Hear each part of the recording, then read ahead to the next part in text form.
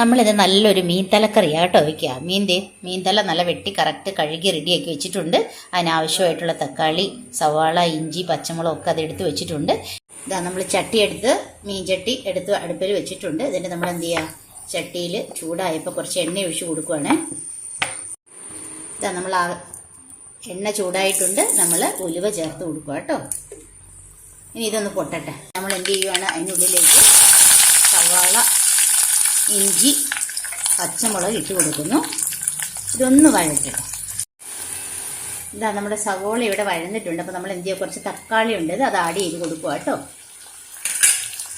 നമ്മളിത് തക്കാളി ആഡ് ചെയ്ത് കൊടുത്ത് നന്നായിട്ടൊന്ന് ഇളക്കട്ടെ.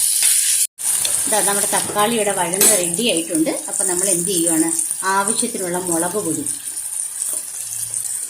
മഞ്ഞൾപ്പൊടി, കുറച്ച് മല്ലിപ്പൊടിയും കൂടെ ആഡ് ചെയ്യുക കേട്ടോ.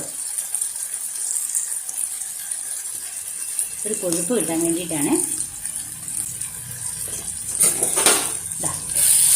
നമുക്ക് നന്നായിട്ടൊന്ന് ഇളക്കി യോജിപ്പിച്ച് കൊടുക്കാം.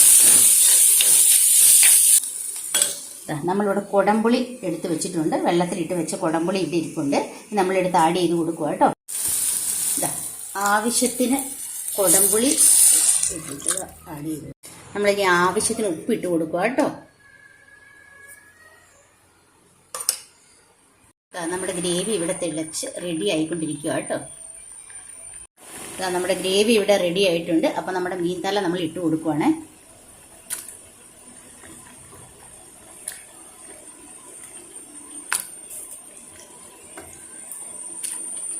നമ്മുടെ മീൻ തലക്കറി ഇവിടെ നന്നായിട്ട് റെഡി ആയിട്ടുണ്ട്. തിളച്ച് റെഡി ആയിക്കൊണ്ടിരിക്കുന്നു. അപ്പം നമ്മൾ എന്ത് ചെയ്യുവാണ്, അതിനുള്ളിലേക്ക് കുറച്ച് വെളിച്ചെണ്ണ ആഡ് ചെയ്ത് കൊടുക്കുക കേട്ടോ.